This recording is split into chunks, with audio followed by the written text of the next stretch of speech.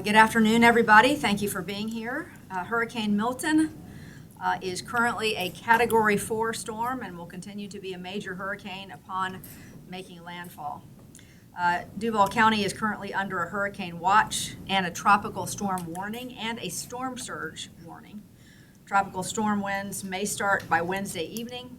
You can see the timelines moved a little bit as the storm slowed down a little bit. So heaviest winds Wednesday night through Thursday morning. We're basically talking about midnight through 12 on Thursday. Hurricane force gusts are possible along the ocean and along the riverfront. Storm surge of 2 to 4 feet. Considerable rainfall of 6 to 10 inches could cause flash flooding and storm surge inundation at the beaches and along the St. Johns River. So remember that it only takes 2 feet of storm surge to move a car. I know you're seeing all these big numbers in other places, but still 2 feet of storm surge can move a car. So make sure you are not driving through that. Even after the storm passes on Thursday, we want folks in those flood-prone areas on the river to stay as alert as they can to tidal flooding. It's going to peak on Thursday afternoon and again on Friday. We expect this tidal flooding to continue during high tides through the weekend and even into next week. At some level, okay? Life-threatening beach conditions continue to worsen Wednesday and Thursday. I know we have a beautiful day out there today, but the water's already churned up from the high-pressure system that's coming in, so please just stay out of the water. There's no lifeguards on duty at all, and you will be swimming at your own risk, and there will not be anybody out there to save you. So please, just stay out of the water at the beaches. Alex Booth from the National Weather Service is going to tell you more about the forecasted track and what we can expect in just a few minutes. But for now, I'll get through a few local notes. Our local state of emergency started at 8 a.m. this morning, so we can initiate public safety resources and set up our shelters. The Duval County Emergency Operations Center is also fully activated as of 8 o'clock this morning. Our team will also be providing a briefing to the City Council at 3 p.m. this afternoon, and then they will continue with their regularly scheduled meeting for Tuesday night.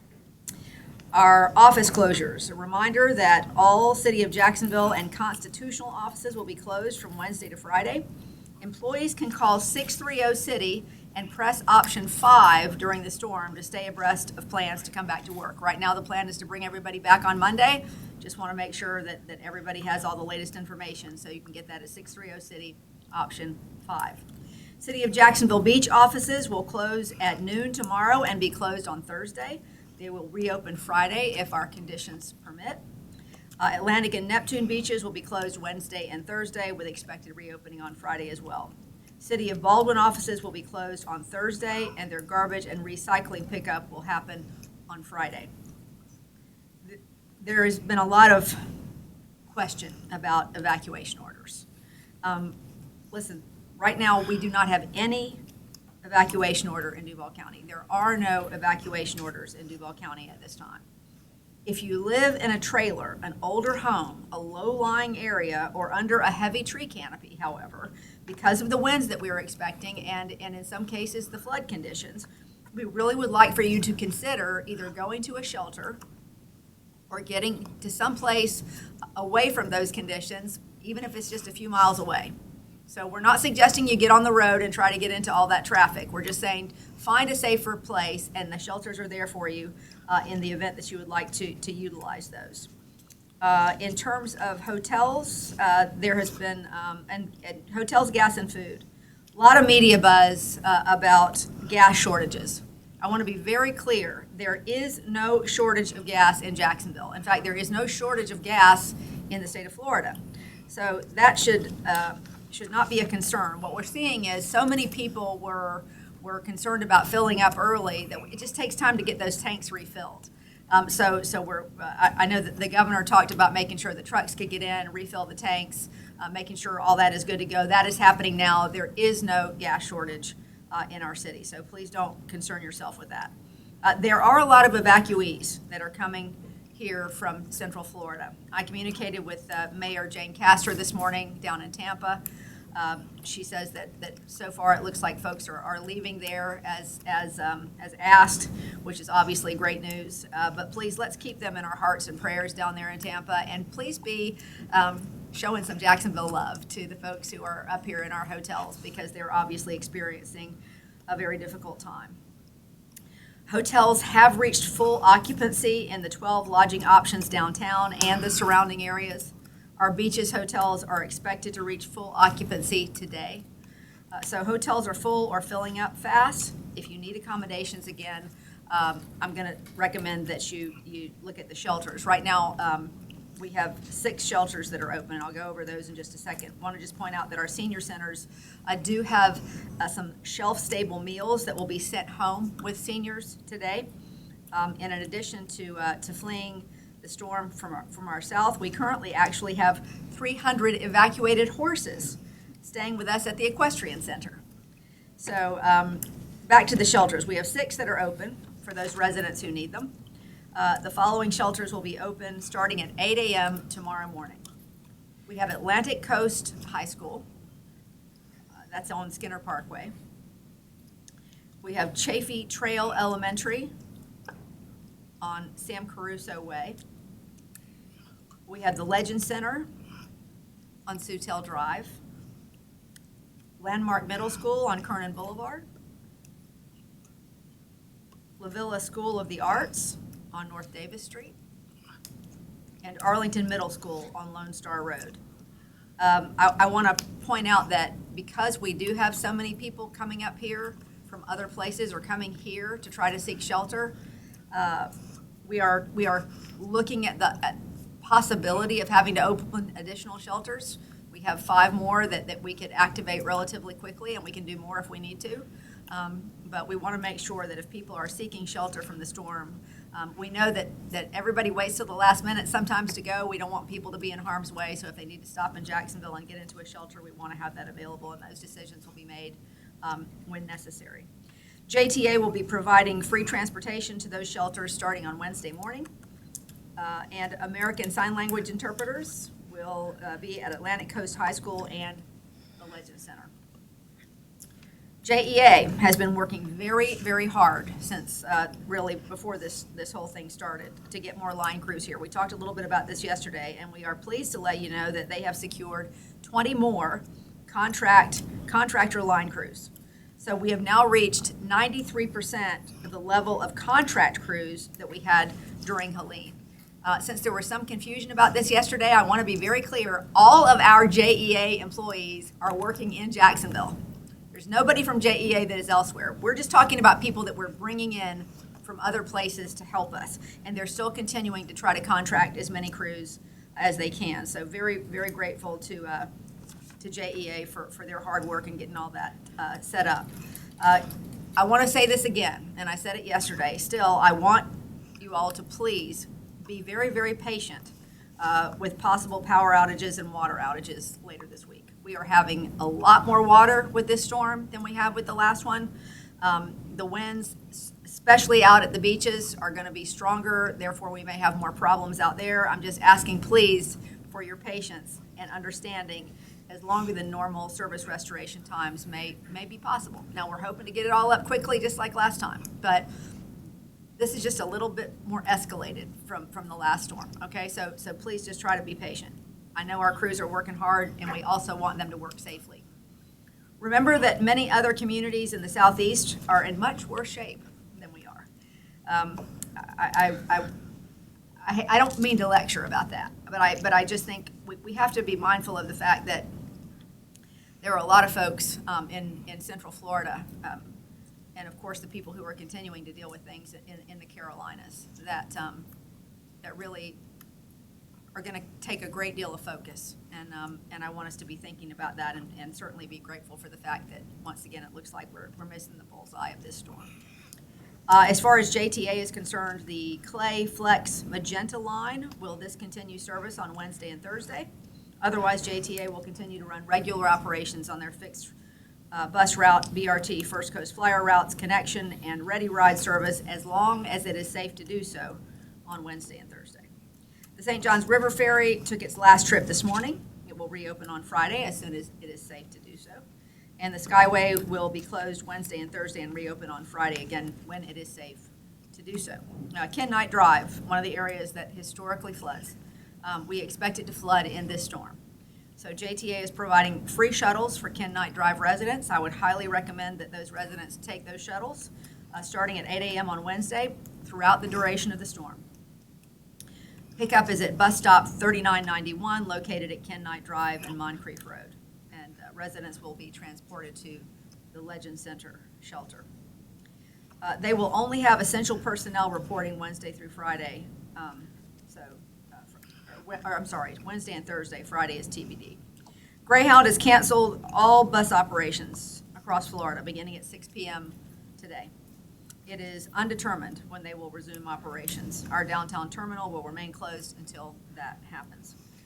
If you live in a flood-prone area or are concerned about damage to your car, the following city-owned garages will be open downtown starting at 8 a.m. Wednesday through Friday at no charge. We'll have the Water Street Garage, that's at 541 Water Street. The Ed Ball Building at 238 West Monroe Street. The Yates Building at 200 East Adams Street. And Duval Street at 33 West Duval Street. JTA will also open their Kings Avenue garage for free as well. Public Works. A lot of questions about yard waste. We have extra teams out today and tomorrow, picking up as much yard waste as we possibly can. They are prioritizing the neighborhoods that will face the worst wind and flood threats and then move out from there because of this prioritization by neighborhood. You really do not need to call 630 City to report a missed pickup. We're going to do the very best we can. We've got extra crews. Public Works is just working as hard as they can possibly work to get up as much of this yard waste as we can, but again, please be patient with that and move anything that you can move out. If it's not picked up by the time the storm is approaching, please just make sure you move that to a place where it's not going to fly around if you possibly can. The beaches, municipalities, and Baldwin have also added extra teams to pick up yard waste in their communities as well. So we again ask for your continued patience.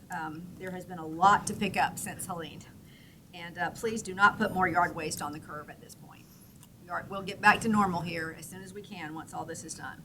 Our various public works teams are also taking care of trees, clearing drains, inlets, and ditches, and securing loose items in advance of the storm. For the first time ever, a tiger dam is being set up in Jacksonville Beach to help with storm surge.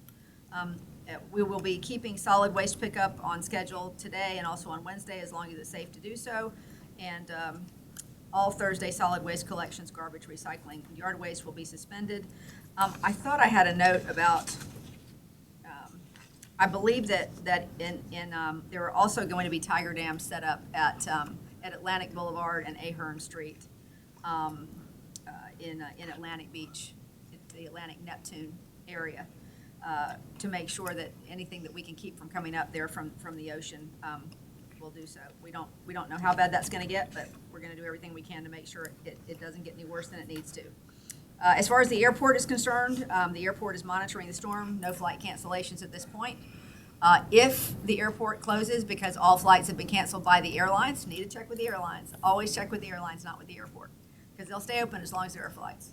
If there are no flights, the airport will close and they will not be used as a shelter. So they're going to try to help with people who need rides away from there, but really, the airport is not a shelter, so please don't plan on that.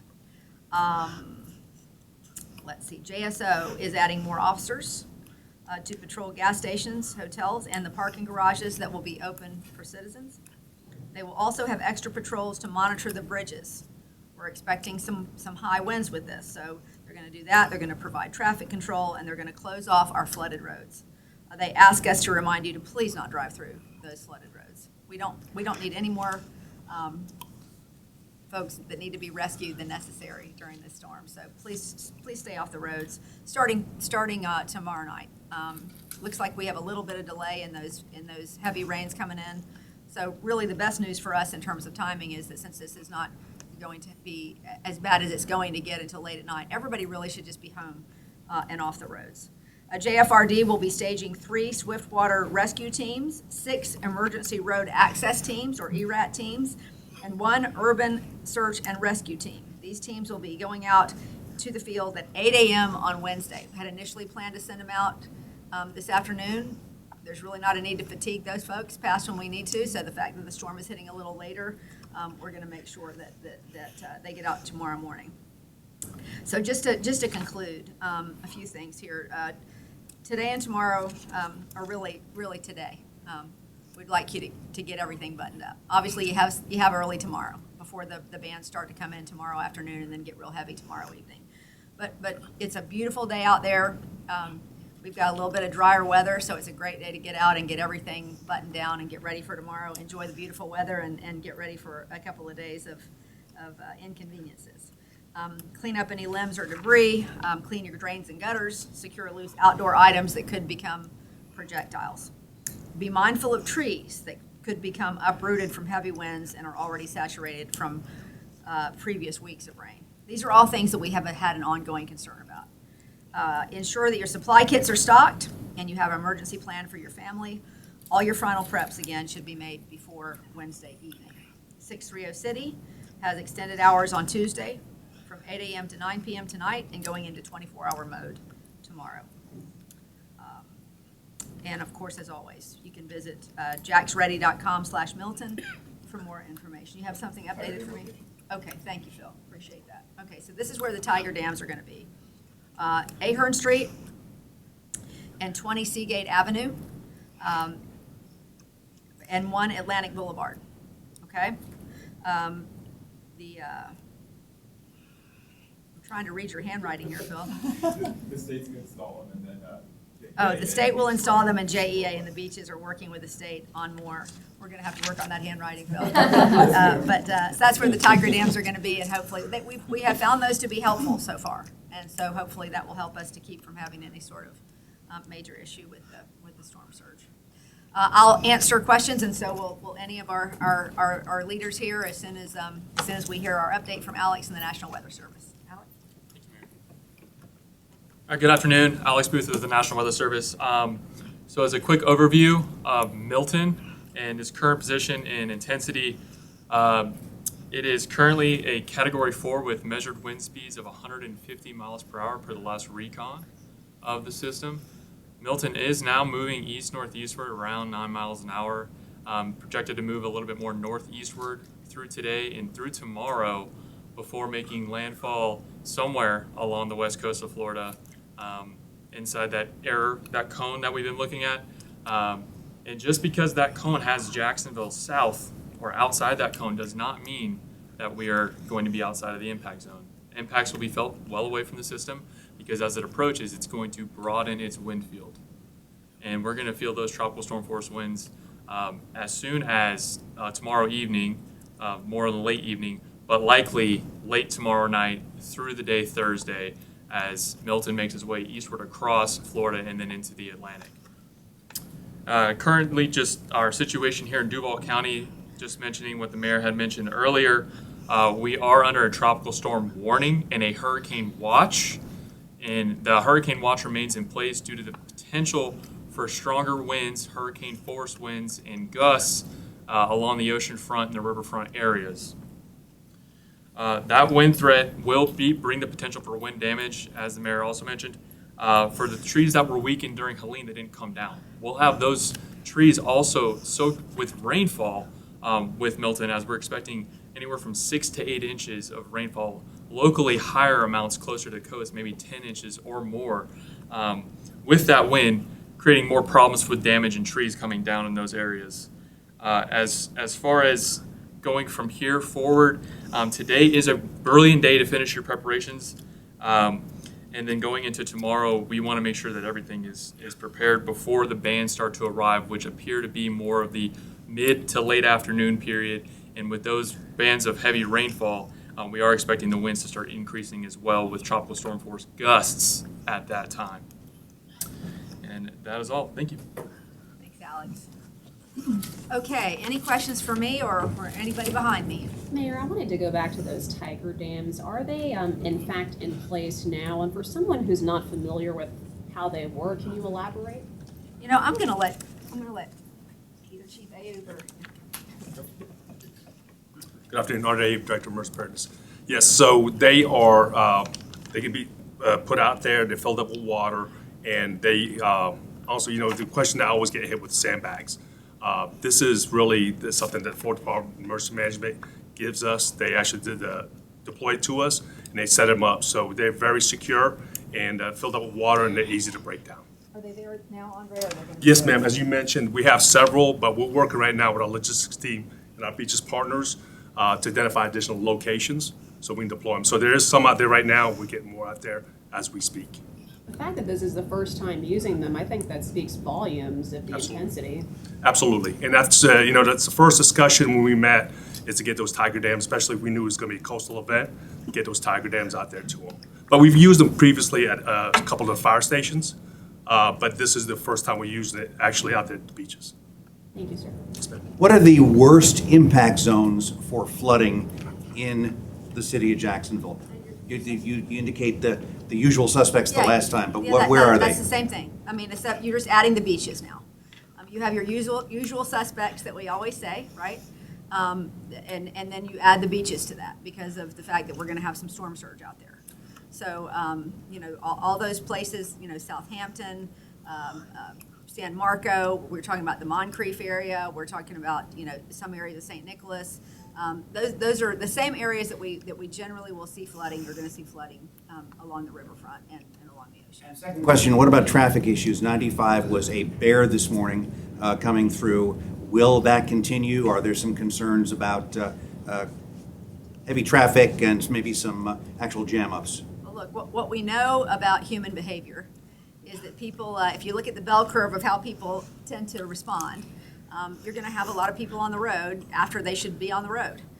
So we want to just continue to be mindful of that. There have been a couple of, situations, but I know that in talking with our law enforcement this morning, they're really on top of that. They've got folks out there trying to make sure that anything that is occurring on the roads is handled quickly, and that they keep those roads flowing. It's going to be heavy, though. It is going to be heavy traffic as people continue to come up from the south.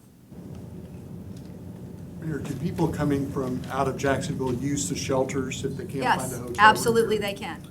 That's why we're talking about the possibility of opening additional shelters should we need them.